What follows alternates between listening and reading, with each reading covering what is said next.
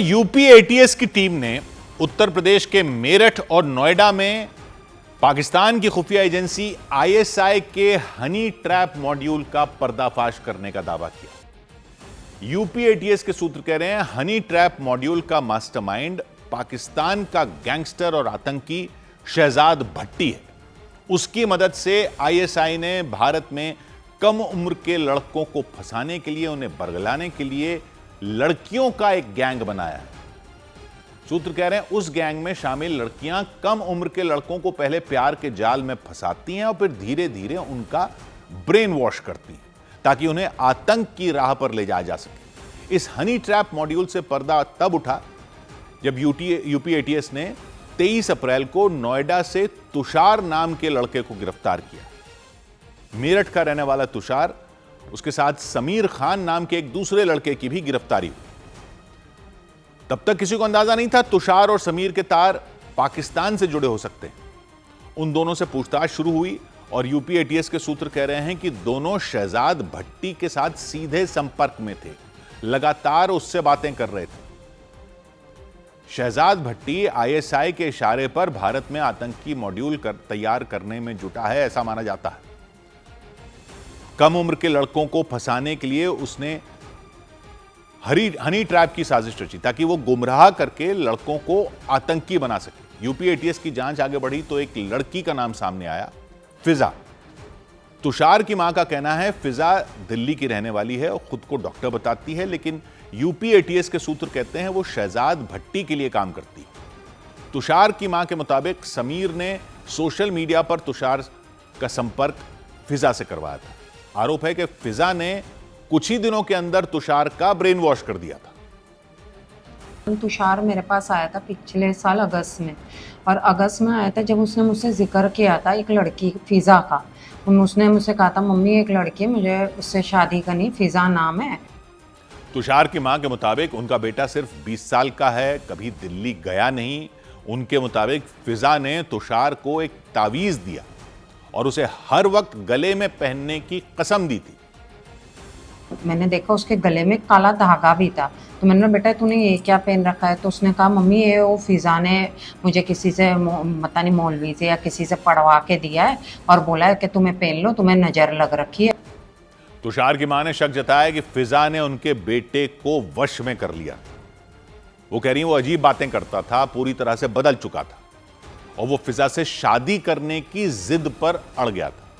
किसी भी कीमत पर वो उससे शादी करना चाहता था।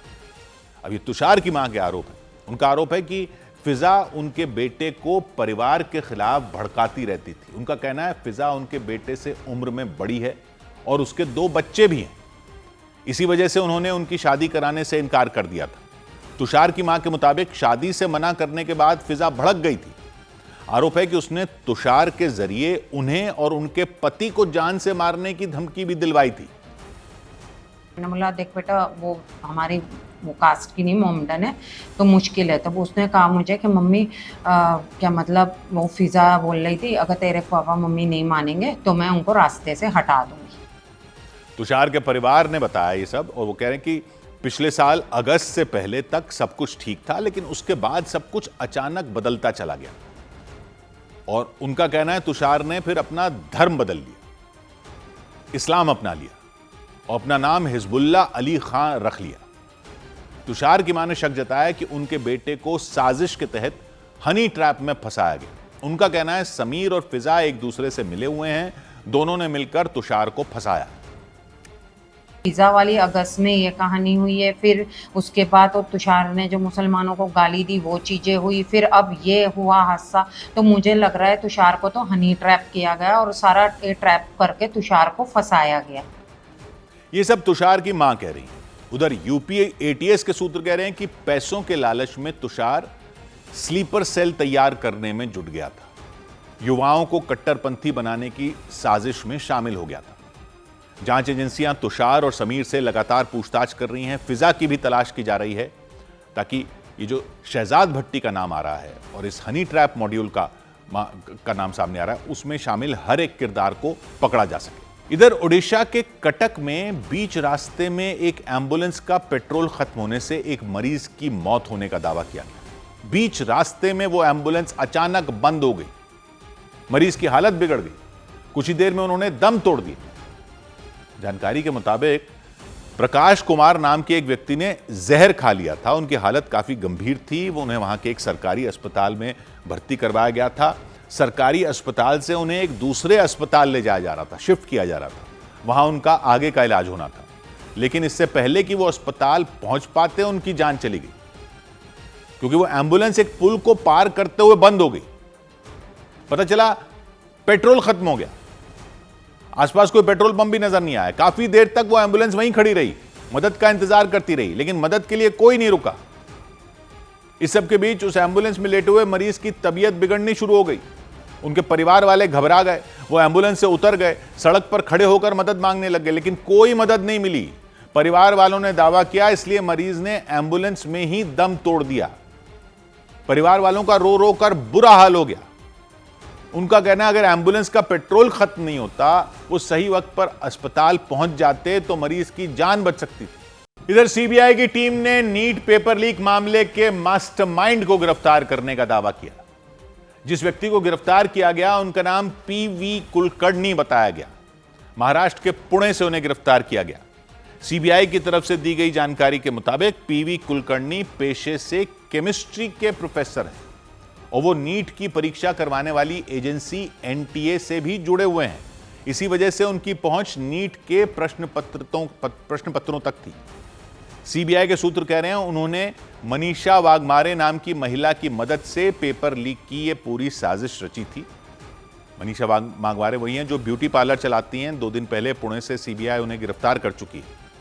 सीबीआई के सूत्र कह रहे हैं, पीवी कुलकर्णी ने पुणे में मौजूद अपने घर पर नीट की तैयारी करने वाले कुछ छात्रों के लिए स्पेशल कोचिंग क्लास चलाई थी। वहां परीक्षा से पहले ही प्रश्न और उत्तर लिखवाए गए थे और सीबीआई की जांच में सामने आया कि पीवी कुलकर्णी ने जो सवाल अपनी स्पेशल कोचिंग क्लास में बताए, जो लिखवाए, वही सवाल 3 मई को नीट की परीक्षा में आए। हूबहू मेल खा रहे थे सवाल। सीबीआई के सूत्र कह रहे हैं, पीवी कुलकर्णी ने अपनी स्पेशल कोचिंग क्लास में शामिल होने के लिए और लीक पेपर देने के बदले छात्रों से लाखों रुपए वसूले थे उस स्पेशल कोचिंग क्लास के।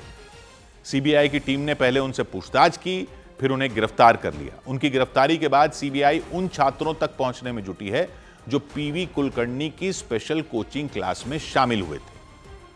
और नीट पेपर लीक मामले की जांच कर रही सीबीआई को शक है कि जो पिछले साल नीट परीक्षा का पेपर हुआ था वो भी लीक हुआ था। सीबीआई के सूत्रों का कहना है, जांच के दौरान पैसों के लेन देन के कुछ सबूत मिले हैं जो इस बात की तरफ इशारा कर रहे हैं कि इसी संगठित नेटवर्क ने पिछले साल भी पेपर लीक किया था। परीक्षा से कुछ दिन पहले पेपर को लाखों में बेचा गया था। और सीबीआई की टीम को शक की सुई राजस्थान के मांगीलाल बिवाल के परिवार पर टिकी है। पिछले साल उनके परिवार के 5 बच्चों ने एक साथ नीट की परीक्षा पास कर ली थी। सभी को अच्छे नंबर मिले थे। सीबीआई के सूत्र कह रहे हैं, पिछले साल मांगीलाल के बेटे विकास ने 25 लाख में पेपर खरीदा था। दिल्ली के पास हरियाणा के गुरुग्राम के रहने वाले यश से पेपर खरीदा था। उसी यश पर शक है कि उसने इस साल मांगीलाल परिवार को 30 लाख रुपए में पेपर बेचा है। पिछले साल 4 मई को नीट की परीक्षा हुई थी। सीबीआई के सूत्र कह रहे हैं कि इससे ठीक 3 दिन पहले 1 मई को यश ने विकास को पेपर दिया। उसी पेपर को पढ़कर विकास और उसके परिवार के 5 बच्चों ने अच्छे नंबर हासिल किए थे। पिछले साल सभी को सरकारी मेडिकल कॉलेज में दाखिला मिल गया था। और इस बार की तरह पिछली बार भी पेपर की खरीद में विकास के पिता मांगीलाल और चाचा दिनेश शामिल थे, कह रहे हैं। इन दोनों ने मिलकर ही पैसों का इंतजाम किया था। और जब सीबीआई का शिकंजा कसा तो राजस्थान के दौसा के मेडिकल कॉलेज में पढ़ाई कर रही मांगीलाल की प्रगति नाम की बेटी कॉलेज से गायब हो गई। कॉलेज से जानकारी मिली कि प्रगति 13 मई से ही कॉलेज से गायब है। उसने 20 मई तक की छुट्टी ली हुई है। लेकिन हैरानी की बात यह कि मांगीलाल की बेटी अपने घर पर भी नहीं है, उसका फोन भी बंद है। तो आशंका यह जताई गई कि प्रगति सीबीआई की जांच के डर से कहीं छिप गई। प्रगति दौसा के सरकारी मेडिकल कॉलेज में फर्स्ट ईयर की स्टूडेंट है। पिछले साल जो नीट की परीक्षा हुई थी उसमें उसका सिलेक्शन हुआ था। मांगीलाल के बेटे विकास का सिलेक्शन भी पिछले साल ही हुआ था। वो भी पेपर लीक मामले का आरोपी है और सीबीआई की हिरासत में है। विकास राजस्थान के सवाई माधोपुर के सरकारी मेडिकल कॉलेज में पढ़ाई कर रहा था।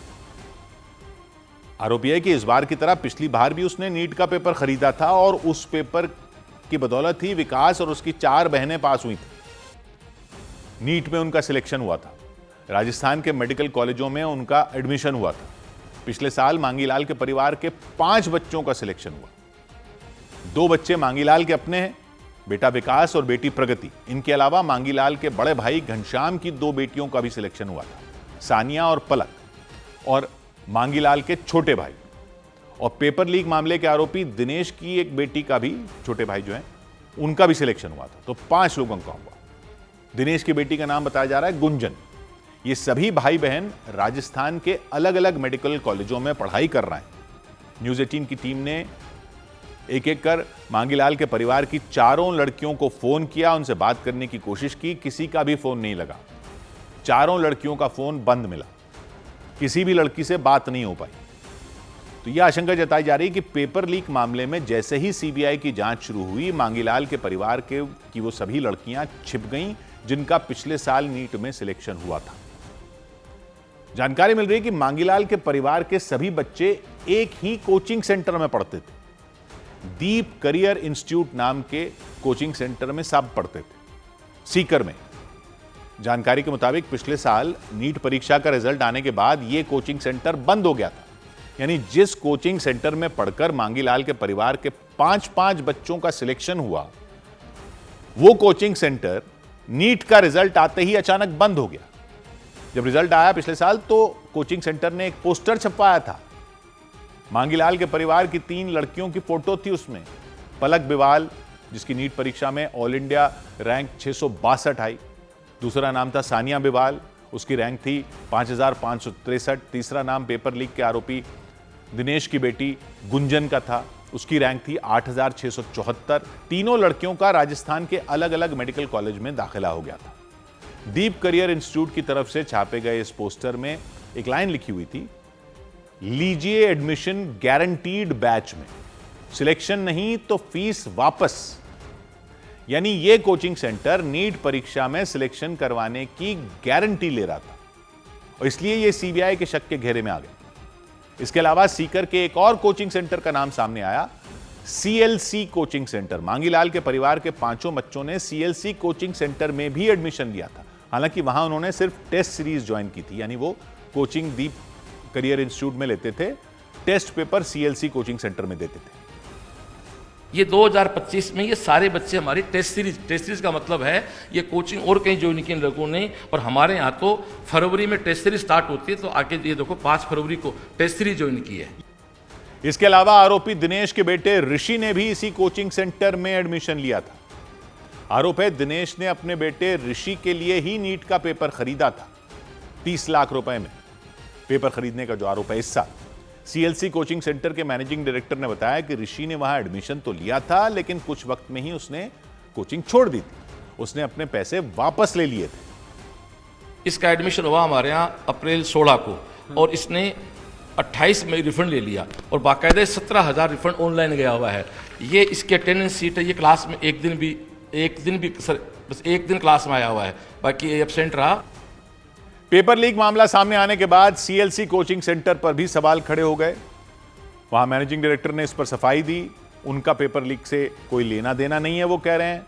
उन्हें तो नीट परीक्षा होने के बाद इस बारे में पता चला, उनका कहना। इस बीच मांगीलाल के परिवार के बच्चों के 10वीं और 12वीं क्लास के नंबर भी सामने आए। 10वीं और 12वीं क्लास में भी इन बच्चों के नंबर कोई बहुत अच्छे ही नहीं थे। पेपर लीक मामले के आरोपी विकास के 10वीं में 63% नंबर आए थे, 12वीं में सिर्फ 55% आए थे। मतलब 12वीं में फर्स्ट डिवीजन से भी नहीं पास हुआ था, लेकिन पिछले साल नीट का पेपर उसने पास कर लिया था और इतनी अच्छी रैंक आई कि उसे सरकारी मेडिकल कॉलेज में एडमिशन मिल गया। राजस्थान के सवाई माधोपुर के सरकारी कॉलेज में एडमिशन मिल गया उसे। और दिनेश का बेटा ऋषि 10वीं में सिर्फ 43% नंबरों से पास हुआ था। 12वीं में तो ऋषि ग्रेस नंबरों से पास हुआ था। ग्रेस नंबर वो नंबर होते हैं जो किसी भी परीक्षा में छात्रों को पास कराने के लिए दिए जाते हैं। तब दिए जाते हैं जब कोई पासिंग नंबरों नहीं आए हों, बहुत करीब हो, और ऋषि ग्रेस नंबरों की बदौलत ही 12वीं में पास हुआ। ऋषि के फिजिक्स के थ्योरी पेपर में 56 नंबरों में सिर्फ 6 नंबर आए, केमिस्ट्री में 15 नंबर आए थे, बायोलॉजी में 20। आरोप है ऋषि को नीट परीक्षा पास करवाने के लिए ही उसके पिता ने यह पेपर खरीदा था।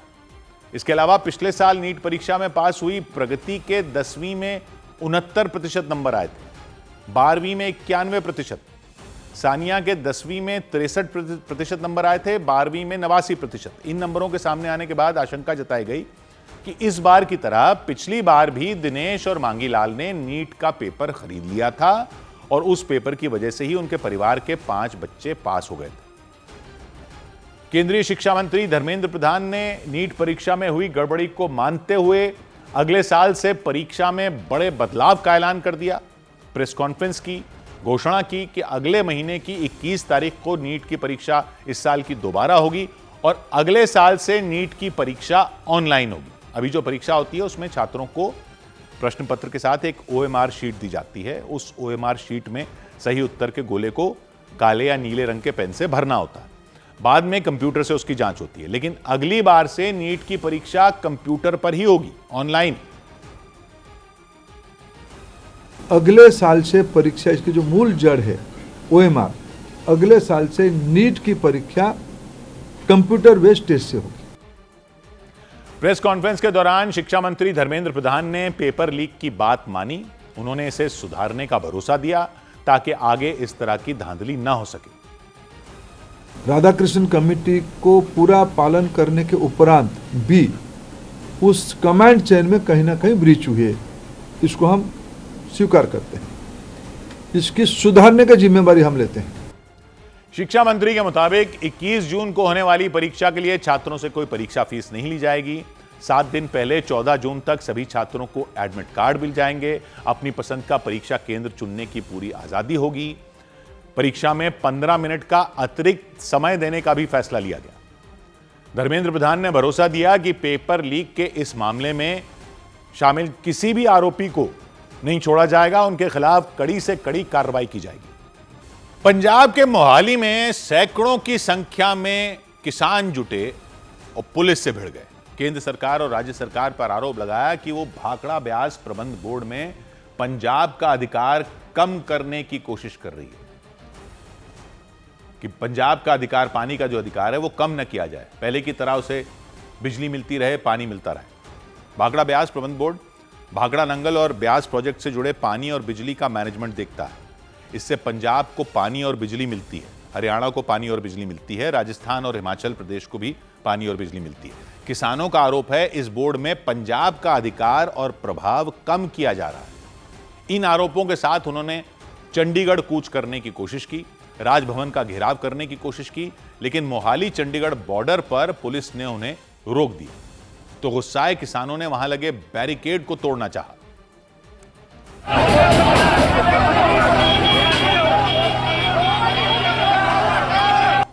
पुलिस और किसानों के बीच जबरदस्त धक्का मुक्की हो गई। किसी भी तरह किसान बैरिकेड तोड़कर आगे बढ़ना चाहते थे, पुलिस उन्हें रोकने में जुटी रही।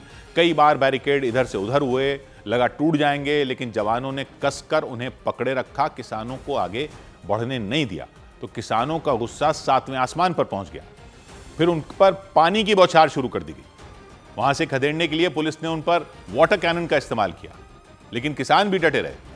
किसानों की संख्या सैकड़ों में थी, कई ट्रैक्टर लेकर पहुंचे थे, चंडीगढ़ जाना चाहते थे। उन पर पानी की बौछार का भी कोई असर होता नहीं दिखा।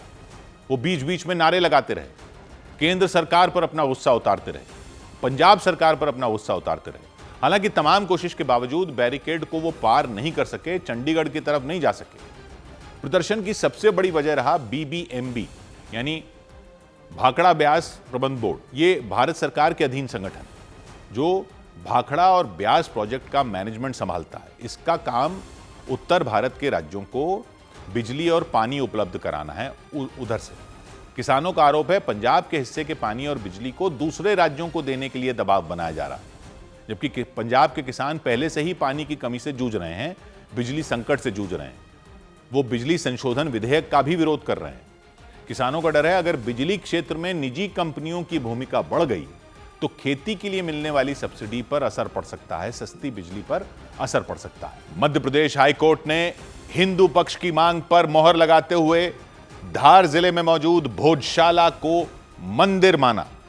हाईकोर्ट की इंदौर बेंच ने एएसआई के साल 2003 के उस आदेश को भी रद्द कर दिया जिसमें एएसआई ने भोजशाला में मुस्लिम समुदाय के लोगों को नमाज पढ़ने का अधिकार दिया था। एएसआई ऐतिहासिक इमारतों की देखरेख और सर्वे करने वाली भारत सरकार की एजेंसी।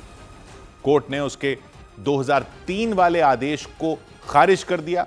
हिंदू पक्ष भोजशाला को देवी सरस्वती का प्राचीन मंदिर और शिक्षा का केंद्र मानता आ रहा है, जबकि मुस्लिम समुदाय इसे कमाल मौला मस्जिद बताता है। लंबे वक्त से कोर्ट में लड़ाई चल रही थी। हाई कोर्ट की इंदौर बेंच के पास मामला था। हिंदू पक्ष के सभी तर्क कोर्ट ने मान लिए। इसके बाद फैसला सुनाया कि भोजशाला एक प्राचीन सरस्वती मंदिर है और शिक्षा का बड़ा केंद्र रहा है। मध्य प्रदेश हाईकोर्ट की इंदौर बेंच ने इसके लिए उन तथ्यों को आधार माना जो भोजशाला की जांच के दौरान मिले। एएसआई सर्वे और अयोध्या के राम मंदिर केस को भी आधार माना गया। लंबी सुनवाई के बाद कोर्ट ने भोजशाला को देवी सरस्वती का मंदिर मानते हुए फैसला सुना दिया। इंदौर हाईकोर्ट ने जो एएसआई का 7 अप्रैल 2003 का ऑर्डर है उसको पार्शियली क्वैश किया है और हिंदू समाज के लोगों को वहां पे पूजा पाठ का अधिकार दिया है। कोर्ट ने भोजशाला कॉम्प्लेक्स को राजा भोज का माना है, एक सरस्वती स्कूल माना है लर्निंग का। हिंदू पक्ष के वकील विष्णु शंकर जैन ने बताया कि कोर्ट ने केंद्र सरकार और एएसआई को यह भी आदेश दिया कि वो ये तय करें कि भोजशाला मंदिर का मैनेजमेंट कैसे होगा और ब्रिटेन के म्यूजियम में रखी हुई देवी सरस्वती की प्राचीन प्रतिमा को लाने का इंतजाम करने का भी निर्देश दिया। और जो मां सरस्वती मां वाघ देवी की आज प्रतिमा ब्रिटिश म्यूजियम लंदन में रखी हुई है, कोर्ट ने यह भी कहा है सरकार से कि वो उसको कंसिडर करें कि उसको वापस लाया जा सके। सुनवाई के दौरान हिंदू पक्ष ने तर्क दिया था कि भोजशाला पर प्लेसेस ऑफ वर्शिप एक्ट लागू नहीं होता क्योंकि इसका संरक्षण और देखरेख एएसआई करती है। उसकी लिस्ट में भोजशाला का नाम पहले से दर्ज था। प्लेसेस ऑफ वर्शिप एक्ट को 1991 में बनाया गया था। उसमें यह है कि 15 अगस्त 1947 तक देश में धार्मिक स्थलों का जो स्वरूप था उससे छेड़छाड़ नहीं की जा सकती, जो जैसा था वैसा ही रहेगा। उसे बदलने की कोशिश नहीं की जा सकती। मतलब अगर साल 1947 में किसी जगह पर मस्जिद थी तो उसे मंदिर नहीं बताया जा सकता, इसी तरह मंदिर वाली जगह को मस्जिद नहीं बताया जा सकता। यह कानून विवादों को रोकने के लिए बनाया गया था ताकि पुराने मंदिरों और मस्जिदों को लेकर विवाद न बढ़े। लेकिन हिंदू पक्ष ने तर्क दिया कि भोजशाला के मामले में यह कानून लागू नहीं होता, मतलब प्लेसेस ऑफ वर्शिप एक्ट के ये दायरे से बाहर है। जबकि सुनवाई के दौरान मुस्लिम पक्ष ने कोर्ट में तर्क दिया कि भोजशाला परिसर का इस्तेमाल लंबे समय से कमाल मौला मस्जिद के रूप में हो रहा है और धार्मिक स्वरूप तय करने का अधिकार सिविल कोर्ट को है। मुस्लिम पक्ष के वकील सलमान खुर्शीद ने 2024 में जो एएसआई की सर्वे रिपोर्ट थी उस पर सवाल उठाए। उन्होंने कहा सर्वे के दौरान जो उपलब्ध कराई गई तस्वीरें हैं और वीडियोग्राफी है वो साफ नहीं थी। भोजशाला के मामले में अयोध्या के राम मंदिर वाले फैसले को आधार बनाए जाने का भी मुस्लिम पक्ष ने विरोध किया। सलमान खुर्शीद ने तर्क दिया कि अयोध्या में रामलला की मूर्ति विराजमान थी, जबकि भोजशाला में कोई स्थापित मूर्ति मौजूद नहीं है। लेकिन लंबी बहस के बाद कोर्ट ने हिंदू पक्ष के तर्क मान लिए। मुस्लिम पक्ष से कहा कि वो सरकार से मस्जिद के लिए अलग से जमीन की मांग करे। हालांकि इस फैसले के बाद मुस्लिम पक्ष ने साफ किया कि वो सुप्रीम कोर्ट जाएगा, हाई कोर्ट के फैसले को चुनौती देगा। जबकि भोजशाला पर फैसला आते ही कोर्ट के बाहर मौजूद हिंदू पक्ष के लोग खुशी के मारे झूम उठे, नारे लगाने शुरू कर दिए। भारत माता की, सरस्वती माता की, काशी मथुरा भोजशाला। सरस्वती देवी की प्रतिमा के साथ पहुंचे हिंदू पक्ष के लोगों ने कोर्ट को धन्यवाद कहा। उन्होंने बताया कि उन्हें भरोसा था कि उन्हें न्याय मिलेगा। सारे ग्रंथ और इतिहास और एसआईटी की जांच यह स्पष्ट कर चुकी थी कि वह मंदिर था, मंदिर है, और कोर्ट ने कहा मंदिर ही रहेगा। वहाँ किसी प्रकार की नमाज या किसी प्रकार का कोई अन्य धर्म का गतिविधि वहाँ नहीं हो सकती। कुछ लोग तो अपने साथ देवी सरस्वती की प्रतिमा लेकर कोर्ट के बाहर पहुंच गए, खुशी से झूमते दिखे। ये जो तस्वीर है वो तस्वीर दिखा रहा है कि मां सरस्वती देवी की जो प्रतिमा है वो जब जैसे ही कोर्ट का जजमेंट आने वाला था उसके पहले भोजशाला से जो अलग अलग याचिकाकर्ता है वो अपने साथ इस प्रतिमा को लेकर पहुंचते। कोर्ट के बाहर धार जिले से पहुंची एक महिला की आंखों में आंसू आ गए। फैसला सुनते ही वो रो पड़ी। देवी सरस्वती की प्रतिमा को उन्होंने प्रणाम किया, आशीर्वाद लिया और कहा कि भोजशाला के लिए होने वाले संघर्ष को याद करके उनकी आंखें भर आईं। जो ये माहौल है इसके लिए खुशी है और खुशी का माहौल है, इसीलिए खुशी के आंसू। ये खुशी क्या हुआ? खुशी के आंसू। लंबा संघर्ष किया है, बहुत ज्यादा इंतजार था आज के दिन का। आज के दिन का बहुत बेसब्री से इंतजार था और आज हमको जो जीत मिली है। भोजशाला पर हाईकोर्ट की इंदौर बेंच से आए फैसले के बाद पूरे मध्य प्रदेश में हिंदू पक्ष जश्न में डूब गया। कोर्ट के बाहर ही लोग एक दूसरे को मिठाई खिलाते और बधाई देते दिखे और धार जिले में तो मानो होली और दिवाली एक साथ आ गई हो, ऐसा माहौल बन गया। भोजशाला के पास सैकड़ों की संख्या में लोग इकट्ठा हो गए। कोर्ट के फैसले पर खुशी का इजहार करते हुए उन्होंने नारे लगाने शुरू कर दिए।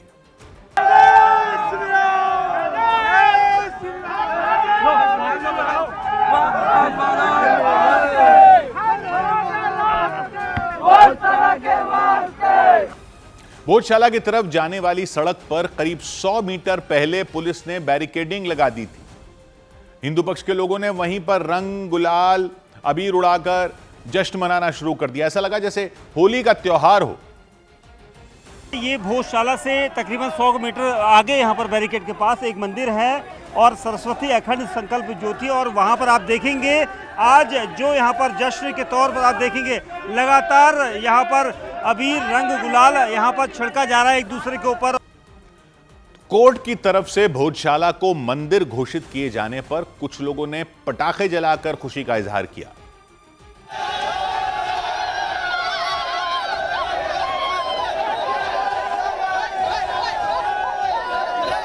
भैया ये तो खुशी का दिन है आज हमारे लिए। आज दीपावली और होली एक साथ बन रही है। ये उत्सव होली दीपावली सब एक साथ है धार शहर के लिए। आज की जो जीत है, आज की जीत वो सामान्य जीत नहीं है। 2003 में हमने संघर्ष करा था, कई लोगों ने बलिदान दिए थे, कई लोगों के ऊपर प्रकरण दर्ज हुए थे और आज हमने जो जीत हासिल करी न्याय के माध्यम से करी, कोर्ट के माध्यम से करी। भोजशाला के नजदीक इकट्ठा लोगों के चेहरों पर खुशी साफ झलकती दिखी। उनके मुताबिक लंबी लड़ाई के बाद कोर्ट से उन्हें न्याय मिला। धार के आसपास के जिलों से भी कुछ लोग भोजशाला के पास पहुंच गए थे। हाई कोर्ट का फैसला हम सर्व समाज द्वारा सभी सम्मान से उनका स्वीकार करते हैं और सभी खुशी हैं। खुशी आप देख ही रहे हैं कि सभी के चेहरे पे कितनी खुशी है और जयकारे ही बता रहे होंगे आपको कि कितने खुश हैं। भोजशाला के करीब मौजूद सरस्वती अखंड संकल्प ज्योति मंदिर में तो सुबह से ही भजन कीर्तन शुरू हो गया था। फैसला आने के बाद तो भजन कर रहे लोग खुशी से झूम उठे। सुबह से यहाँ पर बैठे थे, पूजा पाठ कर रहे थे कि कोर्ट का जो फैसला है वो हमारे ही पक्ष में आए। तो महिलाएं यहाँ पर मौजूद है, पुरुष बड़ी संख्या में मौजूद है क्योंकि ये वही मंदिर है जहाँ से भोजशाला का संघर्ष जो है वो संचालित होता था। भोजशाला पर हाईकोर्ट के फैसले से पहले पूरे धार शहर में सुरक्षा के कड़े इंतजाम किए गए थे। भोजशाला के आसपास तो इतनी फोर्स तैनात कर दी गई थी कि लगा जैसे वहां कोई पुलिस छावनी हो। धार शहर की सुरक्षा के लिए 1200 पुलिसकर्मी 12 लेयर में तैनात कर दिए गए। रिजर्व पुलिस बल और आरएएफ को भी अलर्ट पर रखा गया था। पुलिस प्रशासन के बड़े बड़े अफसर सड़कों पर फ्लैग मार्च करते दिखे और फैसला आने के बाद भी प्रशासन ने सभी को सतर्क रहने के निर्देश दिए। मेरी सभी नागरिकों से अपील है कि जिले में शांति व्यवस्था बनाए रखें। किसी भी प्रकार की भ्रामक जानकारी, अफवाहों पर ध्यान ना दें। ऐसी भ्रामक जानकारी, खबरें, अफवाहों पर जिला प्रशासन अपनी नज़र बनाए हुए है। शुक्रवार को होने वाली जुमे की नमाज और कोर्ट के फैसले को लेकर धार प्रशासन पहले से ही अलर्ट था और चप्पे चप्पे पर सुरक्षा के इंतजाम किए गए थे। भोजशाला को लेकर कई दशकों तक विवाद रहा। हिंदू पक्ष इसे मां सरस्वती का प्राचीन मंदिर बताता रहा, मुस्लिम पक्ष इसे कमाल मौला मस्जिद कहता है। हिंदू पक्ष वहां पूजा करने का अधिकार मांगता रहा, मुस्लिम पक्ष नमाज पढ़ने के लिए कोर्ट से मांग करता रहा। अदालतें लगी, सर्वे हुए, एएसआई की रिपोर्ट आई, कई बार अलग अलग अदालतों में सुनवाई हुई, निचली अदालत में, फिर हाई कोर्ट में, तब जाकर हाई कोर्ट ने यह फैसला सुनाया। हाई कोर्ट ने फैसले में कहा कि उसने ऐतिहासिक तथ्यों पर विचार किया, एएसआई की रिपोर्ट पर विचार किया, एएसआई एक्ट के प्रावधानों को आधार माना और इसके साथ ही अदालत ने एएसआई का 2003 का वो आदेश भी रद्द कर दिया जिसमें एएसआई ने भोजशाला में हिंदुओं को पूजा का अधिकार पूरी तरह से नहीं दिया था। आदेश को भी खारिज कर दिया जिसमें मुस्लिमों को नमाज पढ़ने का अधिकार दिया गया था। एएसआई का ऑर्डर था 7 अप्रैल 2003 का, जो यहाँ पे नमाज की अनुमति देता था, उसको कोर्ट ने सिरे से खारिज कर दिया है। अब वहाँ पे सिर्फ पूजा होगी, उस पूरे परिसर का जो स्वरूप है वो एक हिंदू मंदिर का स्वरूप माना है कोर्ट ने, सरस्वती मंदिर का माना है। हाई कोर्ट ने फैसले में कहा भोजशाला में सरस्वती मंदिर और संस्कृत शिक्षा केंद्र के सबूत पाए गए। मान्यता है कि 11वीं सदी में परमार वंश के राजा भोज ने विद्या और संस्कृति के केंद्र के रूप में भोजशाला का निर्माण करवाया था। हिंदू मान्यता के मुताबिक वहां मां सरस्वती की पूजा होती थी, शिक्षा दी जाती थी, लेकिन मुस्लिम पक्ष का दावा है कि 14वीं सदी में वहां कमाल मौला मस्जिद बनाई गई और सदियों से वहां नमाज पढ़ी जाती रही। हिंदू पक्ष दावा करता है मंदिर के अवशेषों पर ही मस्जिद बनाई गई थी। कई इतिहासकार बताते हैं 1456 में सुल्तान महमूद खिलजी के शासनकाल में भोजशाला को नुकसान पहुंचाया गया था। सरस्वती मंदिर को तोड़कर एक मस्जिद बनवा दी गई थी। उस मस्जिद के पास मौलाना कमालुद्दीन चिश्ती की दरगाह बनवाई गई थी। ब्रिटिश शासन के दौरान भी भोजशाला पर विवाद हुआ था। अंग्रेजों ने वहां दोनों समुदायों के लिए अलग अलग समय तय करने की व्यवस्था बनाई थी। हिंदू पक्ष को अलग समय दिया गया पूजा करने के लिए, मुस्लिम पक्ष को अलग समय दिया गया नमाज पढ़ने के लिए, लेकिन इस मुद्दे पर दोनों समुदायों के बीच तनाव कभी खत्म नहीं हुआ, लेकिन विवाद गहराता चला गया। 1990 के दशक में भोजशाला विवाद ने राजनीतिक रंग पकड़ लिया था। हिंदू समुदाय से जुड़े संगठनों ने वहां रोजाना पूजा करने की मांग तेज कर दी थी, जबकि मुस्लिम पक्ष इसे मस्जिद बताते हुए नमाज के अधिकार की बात करता रहा। सबसे ज्यादा विवाद तब होता था जब वसंत पंचमी और जुमे की नमाज एक ही दिन पड़ती थी। वसंत पंचमी के दिन हिंदू समुदाय के लोग वहां मां सरस्वती की पूजा करने की मांग करते थे, लेकिन शुक्रवार के दिन मुस्लिम समुदाय के लोग जुमे की नमाज पढ़ने के लिए जुट जाते थे। प्रशासन के सामने कानून व्यवस्था को लेकर बड़ी चुनौती बन जाती थी। तो इस समस्या को देखते हुए 1997 में तब के डीएम ने भोजशाला परिसर में आम लोगों के जाने पर रोक लगा दी थी। न तो हिंदू समुदाय का व्यक्ति कोई अंदर जा सकता था, न मुस्लिम समुदाय का कोई व्यक्ति। पूजा और नमाज पढ़ने पर भी रोक लगा दी गई थी। फिर 2003 में केंद्र सरकार ने एक नई व्यवस्था लागू की कि हर मंगलवार को हिंदू पक्ष को पूजा करने की इजाजत दी गई और हर शुक्रवार को मुस्लिम पक्ष को नमाज पढ़ने की मंजूरी दी गई थी। बाकी दिनों में पूरा परिसर एएसआई के नियंत्रण में होता था, कोई भी अंदर नहीं जा सकता था। लेकिन इससे भी विवाद नहीं सुलझा। दोनों पक्ष अदालत पहुंच गए, अपने अपने दावे किए, अपनी अपनी दलीलें दी, अपना अपना पक्ष मजबूत करने की कोशिशें जारी रखी। 2022 में मामला फिर शुरू हुआ जब रंजना अग्निहोत्री नाम की महिला और हिंदू फ्रंट फॉर जस्टिस नाम के संगठन ने हाई कोर्ट में याचिका दायर की। भोजशाला का धार्मिक स्वरूप तय करने की मांग की गई, हिंदू समुदाय को पूर्ण अधिकार देने की मांग की। इसी याचिका पर हाई कोर्ट ने 2024 में भोजशाला परिसर के साइंटिफिक वैज्ञानिक सर्वे का आदेश दिया था और एएसआई ने वहां कई दिनों तक सर्वे किया, परिसर में खुदाई की, दोनों पक्षों के दावों का पता लगाया। हिंदू पक्ष ने दावा किया था एएसआई के सर्वे में मंदिर से जुड़े कई सबूत मिले, लेकिन मुस्लिम पक्ष ने सर्वे की प्रक्रिया और उसके नतीजे पर ही सवाल उठा दिए थे। फिर 6 अप्रैल से हाई कोर्ट में इसे लेकर नियमित सुनवाई शुरू हुई। सुनवाई पूरी होने के बाद कोर्ट ने अपना फैसला हिंदू पक्ष में की झोली में डाल दी। उधर पाकिस्तान में इस वक्त सबसे ज्यादा चर्चा जिसकी हो रही है वो न तो शहबाज शरीफ है, न ही आसिम मुनीर, वो है पिंकी। 31 साल की पिंकी, कह रहे हैं असली नाम है अनमोल, कोकेन क्वीन से के नाम से उन्हें जाना जाता है।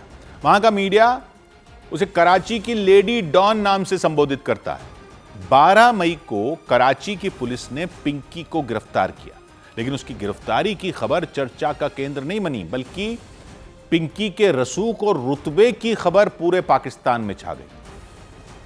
वहां के न्यूज चैनलों में डिबेटें शुरू हो गई, चौक चौराहों पर बातें होने लगी, क्योंकि अनमोल और पिंकी को पकड़ने के बाद उसे बिना हथकड़ी कोर्ट में पेश किया गया। मामले ने तूल पकड़ लिया, सवाल उठने शुरू हो गए कि ऐसे कैसे किसी मुलजिम को वीवीआईपी ट्रीटमेंट दी जा सकती है। तो पिंकी को कोर्ट पहुंचाने वाले 3 पुलिस वालों को सस्पेंड कर दिया गया। पिंकी पर 17 साल से पाकिस्तान में नशे का बड़ा कारोबार चलाने का आरोप है। पाकिस्तान का मीडिया कह रहा है वहां होने वाली बड़ी बड़ी पार्टियों और बड़े कॉलेजों में नशे का सामान पिंकी सप्लाई करती थी। दावा तो यह भी किया गया कि पाकिस्तान में उसके 800 से ज्यादा हाई प्रोफाइल ग्राहक हैं।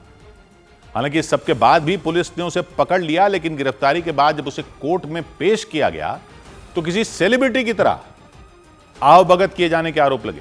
पेशी के दौरान पुलिस वालों ने पिंकी के हाथों में हथकड़ी तक नहीं लगाई। कोर्ट परिसर में वो कुछ ऐसे चलती दिखी जैसे रैंप वॉक हो रही है, मॉडल की तरह। आंखों पर महंगा काला चश्मा, टी शर्ट, लोअर, हाथ में पानी की बोतल, सब कुछ ऐसे जैसे वो कोर्ट परिसर में नहीं बल्कि कहीं घूमने वाली जगह पर हो। पिंकी को पकड़ने वाले पुलिस वाले उसके पीछे पीछे चलते दिखाई दिए। एक अपराधी को, एक आरोपी को कोर्ट में इस तरह पेश किए जाने को लेकर पाकिस्तान में बवाल हो गया। वहां के मीडिया में इसे लेकर चर्चा शुरू हो गई। गिरफ्तार मुलजिम अनमोल पिंकी को खासे प्रोटोकॉल के अंदर लाया गया और उनको ना हथकड़ी लगी हुई थी, ना ही उनके हवाले से कोई पुलिस जो है सिक्योरिटी का उन्होंने मुजाहरा किया, न या जो एसओपीज जिसको हम कहते हैं उनका ख्याल रखा। लेडी डॉन कहते हैं इनको। कराची कोर्ट में थोड़ी देर इंतजार करने के बाद लेडी डॉन पिंकी को जज के सामने पेश किया गया, लेकिन सुनवाई के बाद जज ने पिंकी को पुलिस रिमांड पर भेजने से इनकार कर दिया। 14 दिन की न्यायिक हिरासत में भेजा। तो इसे लेकर वहां चर्चा शुरू हो गई कि कोर्ट के जज भी और अनमोल और पिंकी के खौफ में आ गए। जब मामले ने तूल पकड़ा तो पिंकी को कोर्ट में पेश करने वाले पुलिस वालों पर गाज गिरी। लापरवाही बरतने के आरोप लगे, नियमों का पालन नहीं करने के आरोप लगे और 3 पुलिस वालों को सस्पेंड कर दिया गया।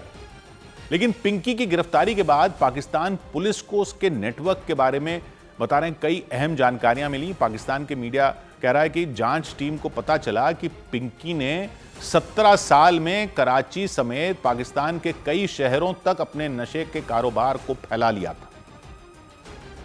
कुछ केमिकल को मिलाकर वो अपने नाम से एक कोकेन का ब्रांड तैयार कर लिया था उसने। अलग अपना ही मिक्सचर, उसका नाम रखा था क्वीन मैडम पिंकी। पुलिस की जांच में जानकारी सामने आई कि पाकिस्तान में उसके cocaine brand queen madam Pinky के बड़े बड़े ग्राहक थे। उस मिक्सचर के रसूखदार और पैसे वाले लोग। पाकिस्तान का मीडिया कह रहा है ऐसे लोगों की संख्या 800 से ज्यादा है। पिंकी के प्रभावशाली ग्राहकों का असर यह रहा कि पाकिस्तान में वो 17 साल से अपने कारोबार चलाती रही, कोई उसका कुछ बिगाड़ नहीं सका। कभी कोई पकड़ा भी गया तो अपने रसूख और रिश्वत का इस्तेमाल करके वो छूट गई। इसको जिस इदारे ने पकड़ा उसने अपने हिसाब से इसको रिश्वत लेकर छोड़ा। कभी इसको स्पेशल जो स्पेशलाइज इदारे हैं, कभी सीटीडी ने पकड़ा, कभी आम पुलिस ने पकड़ा, किसी ने 30 लाख, किसी ने 50 लाख, किसी ने इसको 3 महीना अपने पास रखकर बगैर गिरफ्तारी जाहिर किए हुए 3 महीने से कोकीन बनवाकर वो अपने पास रख के वो फरोख्त कर ली, उसके बदले इसको रिहा कर दिया। तो इस बार भी जब पिंकी को गिरफ्तार किया गया तो इस बात की चर्चा शुरू हो गई कि वो जल्दी छूट जाएगी। पिंकी की गिरफ्तारी के दौरान के वीडियो को लेकर सवाल उठाए गए। लोगों ने इसे फ्रेंडली अरेस्ट बताया, दोस्ताना गिरफ्तारी, क्योंकि जिस वक्त पुलिस की टीम उसे गिरफ्तार करने पहुंची थी वो घर पर ही थी। बड़े ही आराम से उसके घर का दरवाजा खटखटाया गया। पिंकी ने दरवाजा खोला, पुलिस घर के अंदर गई। थोड़ी देर बाद वो पुलिस वालों के साथ चल दी आराम से। दिखकर ऐसा लगा जैसे सब कुछ पहले से तय था। वहां के कुछ लोगों ने पूर्व प्रधानमंत्री इमरान खान की गिरफ्तारी और पिंकी की गिरफ्तारी के वीडियो की तुलना शुरू कर दी कि इमरान खान को तो पुलिस वाले धक्के मारकर कोर्ट ले जा रहे थे, पिंकी को हथकड़ी तक नहीं लगाई। कुछ मीडिया वाले कह रहे हैं कि पाकिस्तान में सत्ता किसी की भी रही हो, पिंकी के नशे के कारोबार पर आंच नहीं आई 17 साल में। अनमोल उर्फ पिंकी 1995 में कराची के बलोचपाड़ा इलाके में पैदा हुई थी, बताया जा रहा है। बचपन वहीं बीता। बाद में वो मॉडलिंग की दुनिया में जाना चाहती थी, एक बड़ी मॉडल बनने के सपने देखती थी। इसके लिए उसने 14 साल की उम्र में अपना घर छोड़ दिया था, लेकिन उसका यह सपना पूरा नहीं हो सका। उसे ड्रग्स की लत लग गई, कह रहे हैं।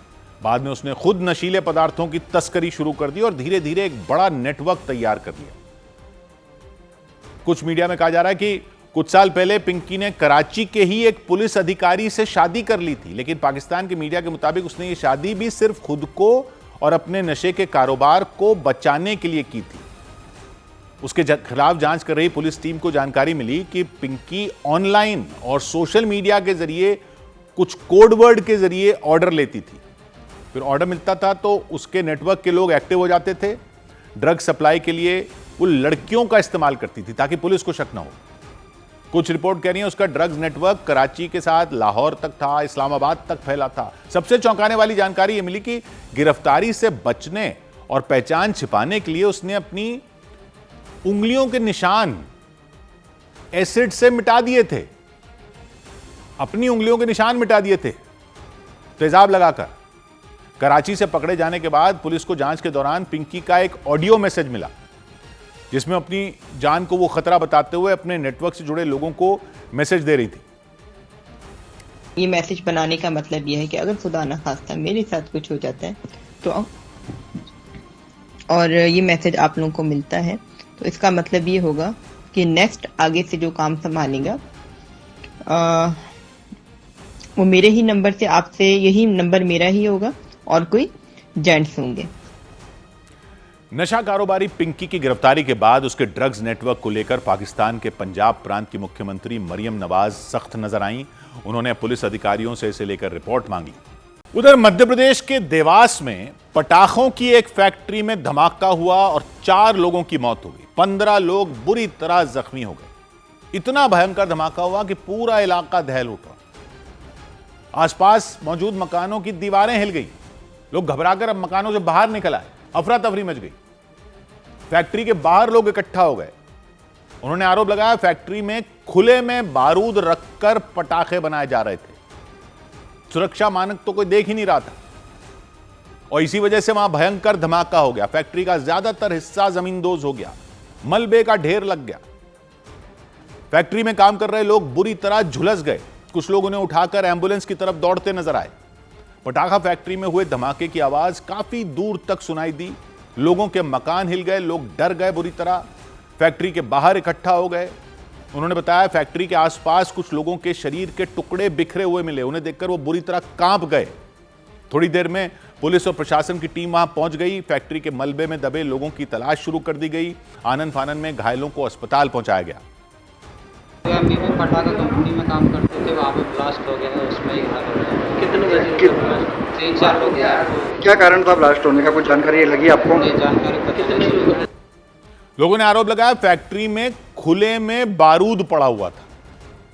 खुले में पटाखे बना रहे थे लोग। इसलिए जब धमाका हुआ तो कर्मचारियों को भागने का मौका तक नहीं मिला और वो बुरी तरह झुलस गए।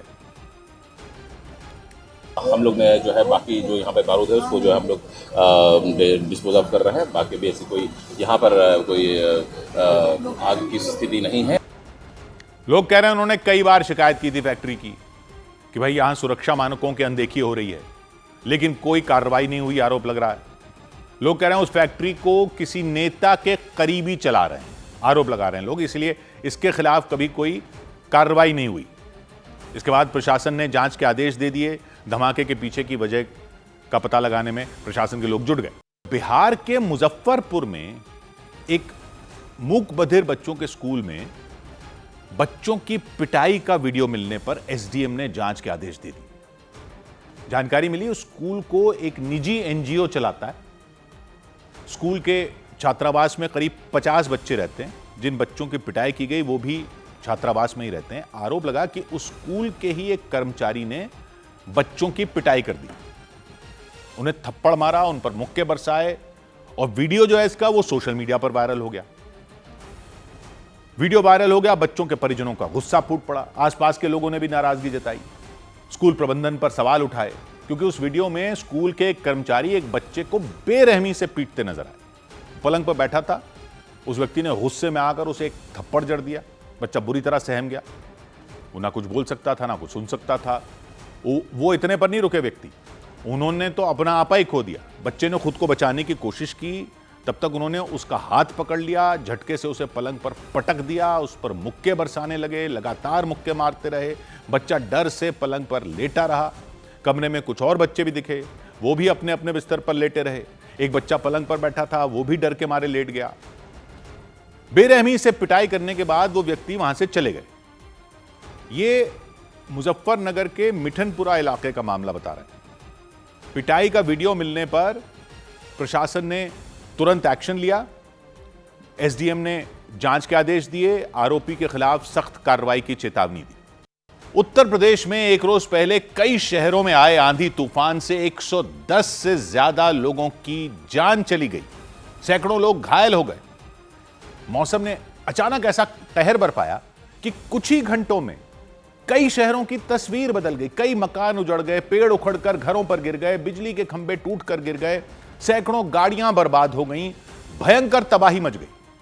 सबसे ज्यादा नुकसान प्रयागराज में हुआ, भदोही में हुआ, उन्नाव में हुआ, मिर्जापुर में हुआ, फतेहपुर में हुआ, दूसरे भी कई जिलों में हुआ।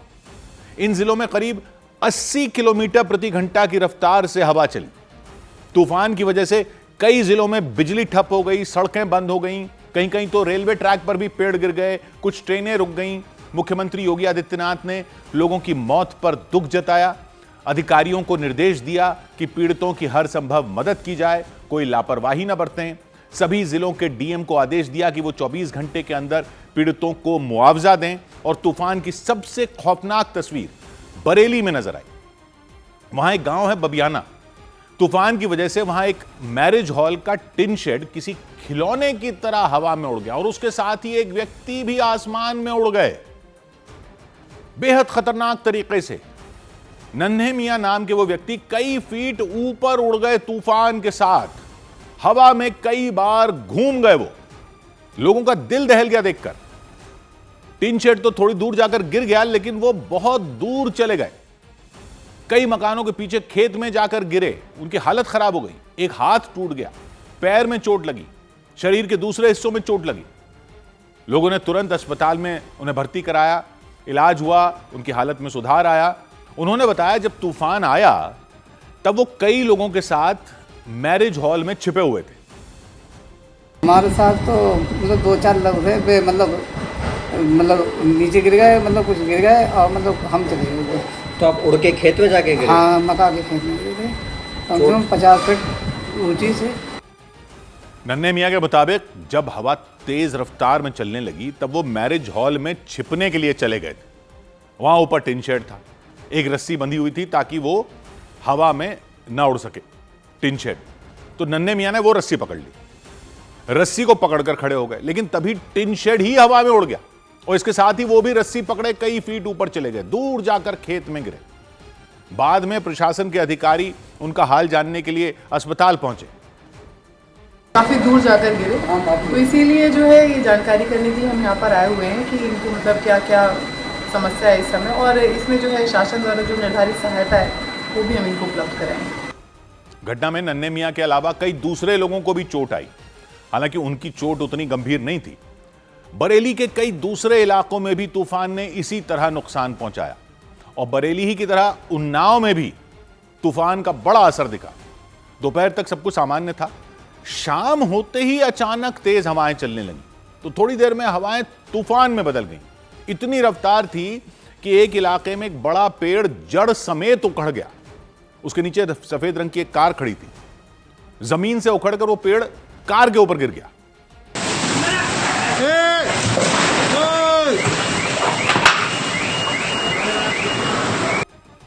ये सब कुछ एक दुकान के सामने हुआ। पेड़ के किनारे लकड़ी की कुछ बेंच रखी हुई थी, वो भी पेड़ के साथ पलट कर गिर गई। कार को तो भारी नुकसान हुआ, उसका पिछला हिस्सा बुरी तरह टूट गया, शीशे चकनाचूर हो गए।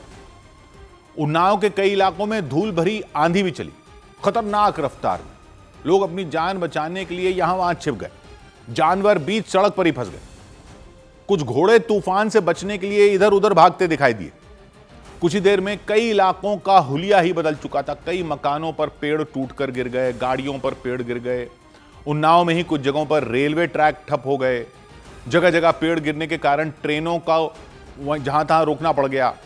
वंदे भारत, शताब्दी एक्सप्रेस ट्रेनें कई घंटों तक फंसी रहीं, यात्री परेशान होते रहे। जो ट्रेनें प्लेटफॉर्म पर रुकी, उन ट्रेनों के यात्रियों को तो उतनी परेशानी नहीं हुई क्योंकि उनके पास खाने पीने के कई विकल्प थे, लेकिन जो ट्रेनें बीच रास्ते में घंटों फंसी रहीं, उनके यात्री भारी मुसीबत में पड़ गए।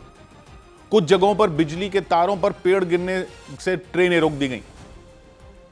मालगाड़ियां भी बीच रास्ते में अटक गईं। मौसम विभाग के मुताबिक उत्तर भारत में भीषण गर्मी पड़ रही थी इसी बीच बंगाल की खाड़ी से नमी वाली हवाएं उत्तर प्रदेश तक पहुंची।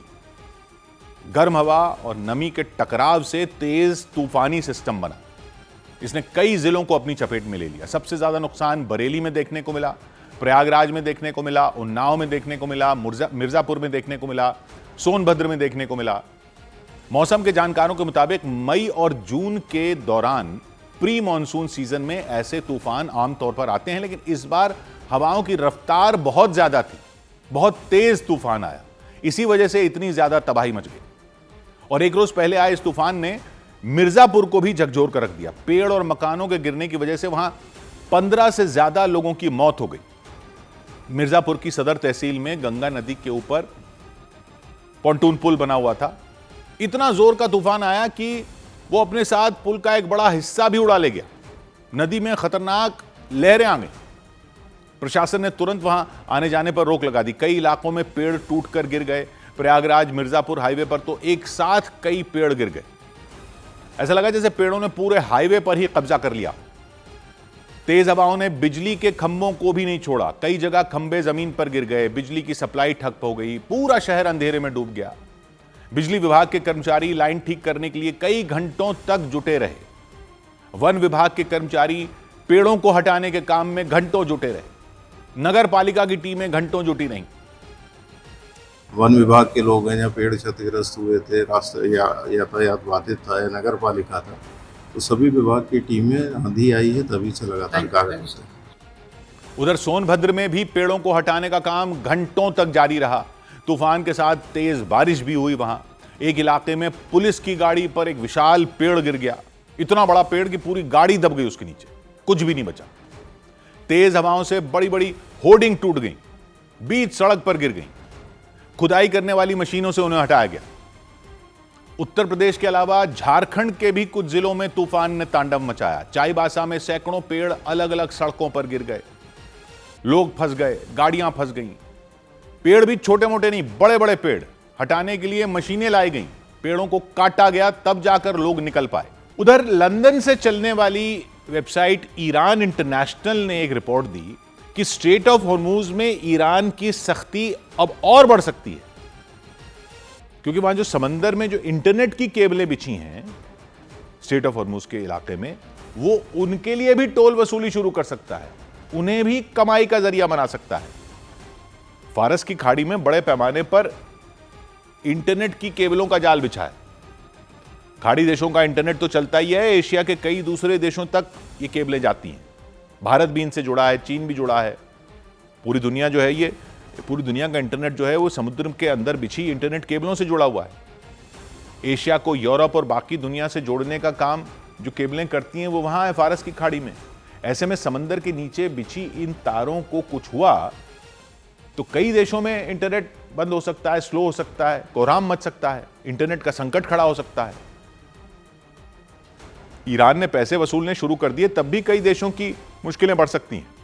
हालांकि यह टोल वसूली कैसे होगी, इस योजना पर ईरान की तरफ से कोई आधिकारिक बयान तो नहीं दिया गया है, लेकिन ईरान के सरकारी मीडिया में इससे जुड़ी कई रिपोर्ट छपी हैं। उनमें कहा गया है कि ईरान को हॉर्मूज गलियारे से गुजरने वाली इंटरनेट तारों के लिए फीस लेनी चाहिए, पैसे लेने चाहिए। जिसे ईरान ने स्ट्रेट ऑफ हॉर्मूज से निकलने वाले जहाजों के लिए भी जो टोल का प्रस्ताव रखा था, तेल ढोने वाले जहाजों के लिए, गैस ढोने वाले जहाजों के लिए, दूसरा जरूरी सामान ले जाने वाले जहाजों के लिए, तो कुछ रिपोर्ट में दावा किया गया था कि ईरान की IRGC सेना तो टोल की वसूली शुरू भी कर चुकी है। जहाजों से मोटी रकम ले रही है। जो हॉर्मूज गलियारे से आना जाना कर रहे हैं उनसे कई रिपोर्ट कह रही हैं कि वसूली हो रही है। तो इसी तरह का टोल अंडर सी केबल, समुद्र के नीचे बिछी इंटरनेट केबलों के लिए भी लगाने की चर्चा तेज हो गई। ईरान की तस्नीम न्यूज एजेंसी ने भी एक रिपोर्ट छापी कि कई देशों की इंटरनेट तारें ईरान की समुद्री सीमा से गुजरती हैं, लेकिन इसका ईरान को कोई फायदा नहीं मिलता। इन केबलों के जरिए ईरान अच्छी खासी कमाई कर सकता है, क्योंकि फारस की खाड़ी में इंटरनेट केबलों का जो जाल बिछा है उससे खाड़ी के सभी देश जुड़े हैं। इराक भी जुड़ा है, कुवैत भी जुड़ा है, बहरीन भी, कतर भी, UAE भी, सऊदी अरब भी, ओमान भी। ये केबल हॉर्मूज गलियारे से निकलने के बाद भारत समेत एशिया के दूसरे देशों तक भी जाती हैं। ऑस्ट्रेलिया और यूरोप भी इन तारों से जुड़े हैं। दुनिया का लगभग 97% इंटरनेट समुद्र के नीचे बिछी तारों से ही चलता है। सारे कंप्यूटर, सर्वर, टावर इन्हीं से जुड़े हुए हैं। ये तारें पूरी दुनिया के इंटरनेट और बैंक ट्रांसफर से लेकर कई सारी चीजों को जोड़ती हैं। और ईरान वहां पर बैठा है जहां से बहुत सारी इंटरनेट केबलें गुजरती हैं, यानी स्ट्रेट ऑफ हॉर्मुज से। तो इस समुद्री गलियारे पर बीते 2 महीने से ईरान की IRGC सेना ने कब्जा जमा रखा है। तो ईरान की मीडिया ने रिपोर्ट दी कि IRGC स्ट्रेट ऑफ हॉर्मुज में सख्ती और बढ़ा सकती है। अब इंटरनेट तारों के जरिए भी कमाई शुरू कर सकती है। और 3 कदम सुझाए गए हैं इसके लिए। पहला, ईरान को उन कंपनियों से टोल वसूलना चाहिए जो समुद्र के नीचे बिछी इंटरनेट केबलों का इस्तेमाल करती हैं। दूसरा, माइक्रोसॉफ्ट, अमेजॉन और फेसबुक समेत सभी बड़ी कंपनियों को, मेटा जो है उसकी सभी बड़ी कंपनियों को मजबूर किया जाना चाहिए कि वो ईरान के बनाए नियमों का पालन करें। और तीसरा कदम यह कि इन तारों की मरम्मत का पूरा काम ईरान की कंपनियों को ही दिया जाए जब कभी मरम्मत का इशू आए। तो कहा जा रहा है ऐसा हुआ तो ईरान हर साल लाखों करोड़ों की कमाई कर सकता है। हालांकि इंटरनेट तारों से यह टोल वसूली वाली चर्चा ईरान के सरकारी मीडिया ने शुरू की। ईरान की सरकार या वहां की सेना ने ऐसा कोई बयान नहीं दिया। पुतिन ने एक ऐसा ऐलान कर दिया कि यूरोप से लेकर अमेरिका तक खलबली मच गई। यूक्रेन से युद्ध जारी है। इस बीच रूस के राष्ट्रपति पुतिन ने ऐलान कर दिया कि रूस की सबसे विनाशकारी बैलिस्टिक मिसाइल को जल्द ही सेना के हवाले कर दिया जाएगा। उसे हमले के लिए तैनात कर दिया जाएगा। सरमात नाम बताया जा रहा है मिसाइल का। ये सरमात मिसाइल है, परमाणु मिसाइल है, न्यूक्लियर हमला कर सकती है, यानी अपने साथ न्यूक्लियर वॉरहेड लेके जा सकती है, जिससे भयंकर तबाही मच सकती है। 1 रोज पहले ही इसका सफल परीक्षण किया गया। रूस का दावा है उसकी सरमात मिसाइल 35,000 किलोमीटर तक वार कर सकती है, मतलब दुनिया के किसी भी कोने में तबाही मचा सकती है। यूरोप के किसी भी देश में तबाही मचा सकती है, अमेरिका के किसी भी हिस्से में तबाही मचा सकती है, बड़े बड़े शहरों का नामो निशान मिटा सकती है। पुतिन का दावा है उनकी सरमात मिसाइल रूस ही नहीं बल्कि दुनिया की सबसे शक्तिशाली मिसाइल है। इससे ज्यादा खतरनाक मिसाइल किसी भी देश के पास नहीं है। इसके परीक्षण को पुतिन ने अपनी आंखों से देखा। वीडियो कॉन्फ्रेंसिंग के जरिए इसे देख रहे थे। उल्टी गिनती शुरू हुई, मिसाइल को लॉन्च कर दिया गया, जमीन के नीचे बने लॉन्चर से दागा गया और पलक झपकते ही वो मिसाइल अपने टारगेट की तरफ रवाना हो गई।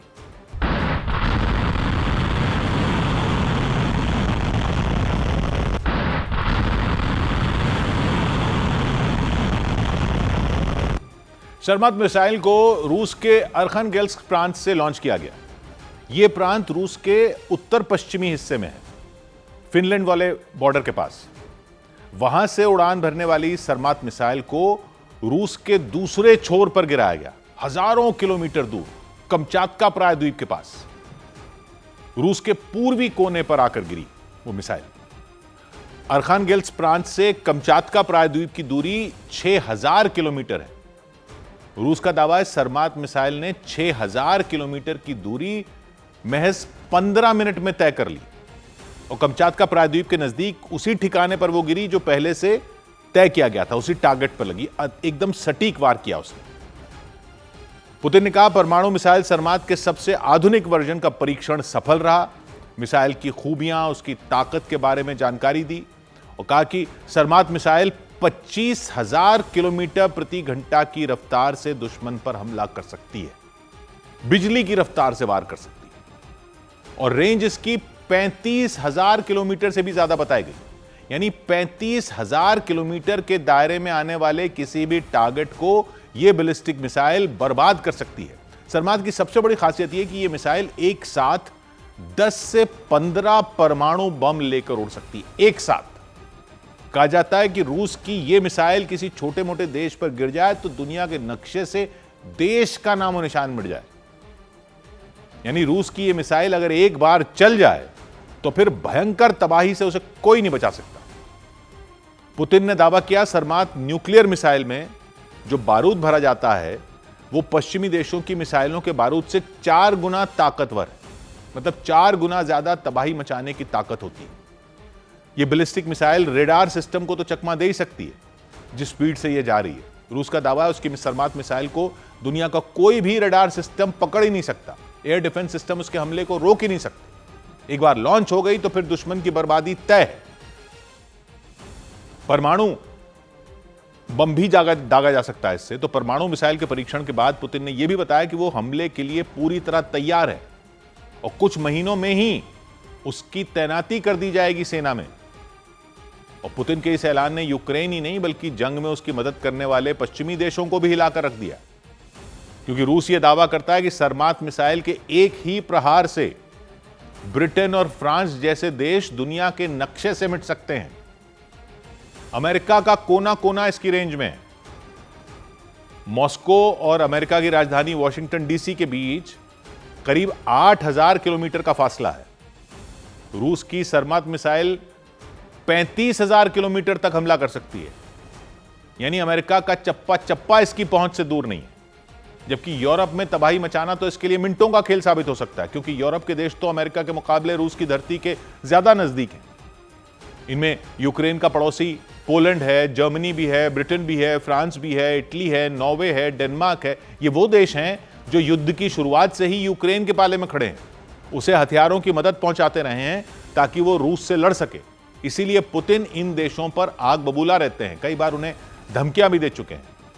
माना जा रहा है कि सरमात मिसाइल की तैनाती का ऐलान करके भी पुतिन ने पश्चिमी देशों को कड़ी चेतावनी दे डाली, यह बताने की कोशिश की कि अगर उन्होंने यूक्रेन को दी जा रही मदद पर रोक नहीं लगाई तो जरूरत पड़ने पर रूस अपनी सबसे ताकतवर मिसाइल का इस्तेमाल करने से भी नहीं चूकेगा।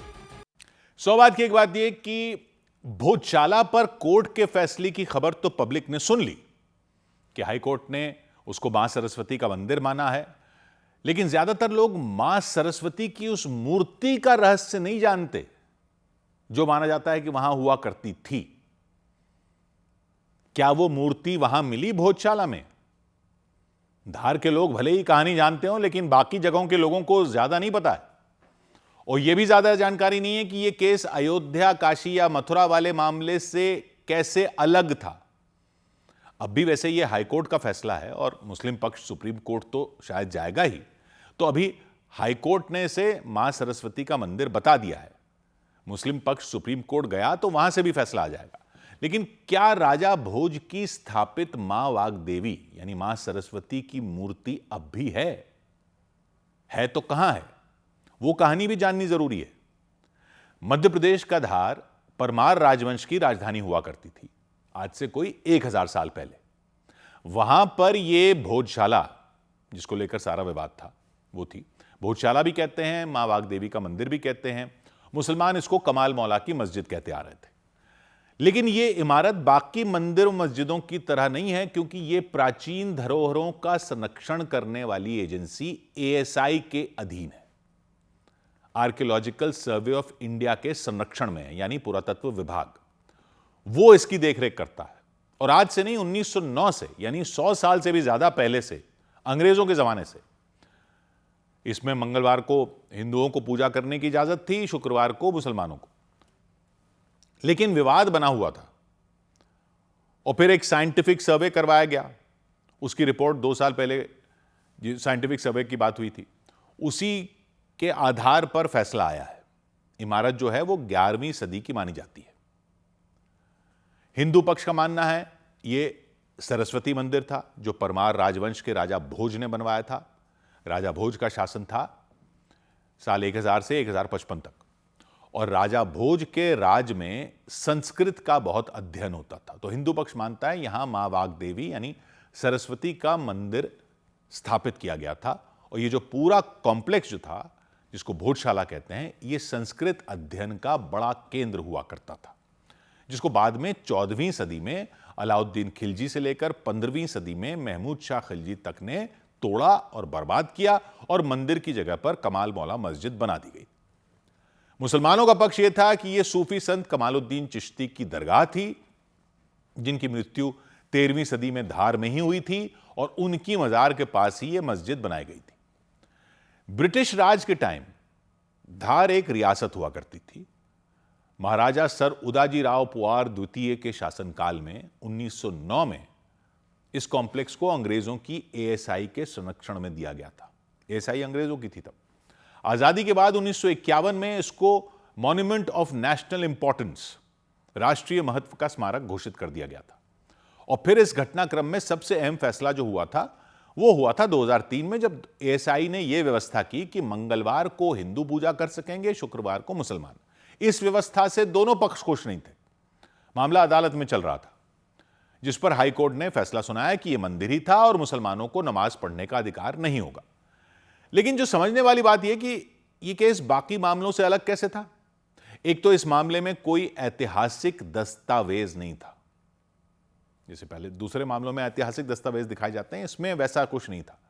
दूसरा, यह अंग्रेजों के जमाने से ही पुरातत्व विभाग के पास था। और तीसरा यह कि इस विवाद ने भले ही 1992 में अयोध्या में ढांचा गिराए जाने के बाद तूल पकड़ा हो, लेकिन यह विवाद 1902 से चल रहा था।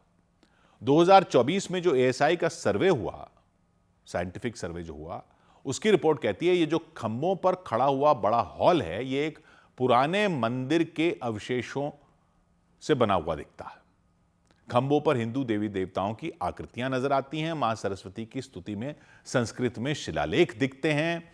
परमार राजवंश के समय के पत्थर मिलने की बात है और हवन कुंड दिखता है। साथ ही कमाल मौला की दरगाह भी दिखती है और फारसी में लिखी हुई भी पंक्तियां नजर आती हैं। तो 1902 में धार रियासत जो थी उसमें शिक्षा के अधीक्षक होते थे के लेले। कहते हैं उस टाइम वहां अंग्रेज वाइसरॉय लॉर्ड कर्जन को धार आना था, तो उनकी यात्रा के लिए इस जगह पर एक दस्तावेज तैयार किया गया था। के लेले साहब ने तैयार किया था और भोजशाला नाम इस दस्तावेज में पहली बार मिलता है। उससे पहले जो अंग्रेज आए 1822 में जॉन मैल्कम, 1888 में विलियम किनकेड, उन्होंने इस जगह के बारे में लिखते हुए भोजशाला नाम का इस्तेमाल नहीं किया था। लेकिन पास ही में राजा भोज के महल से कई चीजें विलियम किनकेड को मिल चुकी थी। राजा भोज परमार वंश के बहुत बड़े और विद्वान राजा माने जाते थे। ज्ञान, कला, विज्ञान, साहित्य के बहुत बड़े प्रेमी थे। सबसे बड़ी बात तो यह कि उन्होंने खुद 84 किताबें लिखी थीं। राजा भोज ने 100 से ज्यादा मंदिर बनवाए थे, 84 किताबें लिखी थीं। राजा भोज मां सरस्वती, जिन्हें मां वाग्देवी भी कहते हैं, उनके बहुत बड़े भक्त माने जाते थे। अब ये तो आप जानते ही हैं कि सरस्वती ज्ञान, विद्या, वाणी और कला की देवी हैं। इसलिए उन्होंने अपनी राजधानी धार में एक बड़ा शिक्षा केंद्र बनवाया और इसी को के लेले ने अपने दस्तावेज में भोजशाला नाम दिया था। कहते हैं कि यह 1035 में वसंत पंचमी के दिन बनकर तैयार हुआ। भोजशाला सिर्फ एक शाला नहीं थी, बल्कि कहते हैं यह सरस्वती सदन भी था, यानी मां सरस्वती का मंदिर भी था। और राजा भोज ने मां वाग्देवी की यह सुंदर मूर्ति वहां पर स्थापित की थी। मूर्ति को भोजशाला के मुख्य स्थान पर रखा गया ताकि छात्र छात्राएं पहले मां सरस्वती की पूजा करें, फिर पढ़ाई करें। माना जाता है इस भोजशाला में दूर दूर से छात्र आते थे। यहां संस्कृत, व्याकरण, विज्ञान, चिकित्सा, दर्शन और कला की पढ़ाई की जाती थी और भोजशाला धार शहर का गौरव माना जाता था। तो अब ये सवाल कि मूर्ति भी जो थी वो क्या तोड़ दी गई थी जब आक्रमणकारियों ने धार पर हमला किया, या मूर्ति ढा दी गई? तो आजादी के बाद प्रसिद्ध पुरातत्वविद डॉक्टर विष्णु श्रीधर वाकणकर ने खोज शुरू की। उनको पता चला कि 1875 में ब्रिटिश अधिकारी मेजर किंकेड जो आए, उनको धार के पुराने महल के खंडहर से बहुत कुछ मिला था और वो सब उन्होंने इंग्लैंड भिजवा दिया था। पता चला मेजर किंकेड को जो मिला था वो लंदन के ब्रिटिश म्यूजियम में रखा हुआ है। डॉक्टर वाकणकर ने राजा भोज की खुद की लिखी किताबों का अध्ययन किया हुआ था। राजा भोज ने खुद किताबें लिखी थी, उनमें एक किताब खास थी। किताब का नाम था समरांगण सूत्रधार। राजा भोज ने यह किताब लिखी थी मंदिर बनाने की विद्या पर, वास्तुशास्त्र पर, मंदिरों के। डॉक्टर वाकणकर 1961 में लंदन गए, ब्रिटिश म्यूजियम पहुंचे। वहां एक हॉल में वो चीजें थी जो धार के महल से मिली थी विलियम किंकेड को। एक मूर्ति थी, वाग्देवी की मूर्ति। डॉक्टर वाकणकर ने उसका अध्ययन किया, उसको नापा, फोटो खींचे, शिलालेख पढ़े और फिर राजा भोज की लिखी मंदिर के वास्तुशास्त्र की किताब से उस सबको मैच किया। भाई पता कैसे चले ये मूर्ति वही है? तो मूर्ति की मुद्रा, आभूषण, 11वीं सदी की कलाकारी सब मैच कर रहा था। राजा भोज की किताब को प्रमाण बनाया उन्होंने सब प्रमाणों के साथ साबित कर दिया डॉक्टर वाकणकर ने कि यह वही मूर्ति है जो खुद राजा भोज ने स्थापित की थी भोजशाला में। यह भोजशाला से न मिलकर धार के महल के खंडहर से कैसे मिली, इसकी भी कई थ्योरियां हैं, लेकिन मूर्ति पर शिलालेख में राजा भोज का नाम और वाग्देवी का जिक्र है और यह 11वीं सदी की शैली में बनी है, जो ठीक राजा भोज के काल से मेल खाती है। तो भोजशाला का केस भले ही अब सुप्रीम कोर्ट में चला जाए, लेकिन जिस पर विवाद नहीं है वो है मां सरस्वती की यह मूर्ति। कोर्ट ने भी कहा है कि भारत सरकार को वो मूर्ति लाने की कोशिश तेज करनी चाहिए और ब्रिटिश सरकार से बात करनी चाहिए उसके लिए। कई बार सरकार ने कोशिश तो की है, लेकिन उस कोशिश का अभी तक कुछ हुआ नहीं है, क्योंकि भोजशाला मंदिर है ये तो फैसला अदालत ने सुना दिया, लेकिन मंदिर की देवी को जब मंदिर में स्थान मिलेगा वही तो असली ऐतिहासिक दिन होगा। कोहिनूर को अंग्रेजों से वापस लेना है ये तो सब बोलते रहते हैं, लेकिन वो तो एक रत्न है, ये तो देवी है, वो धरोहर है जो निसंदेह हमारी है, भोजशाला की है, धार की है, देश की है। 100 बात की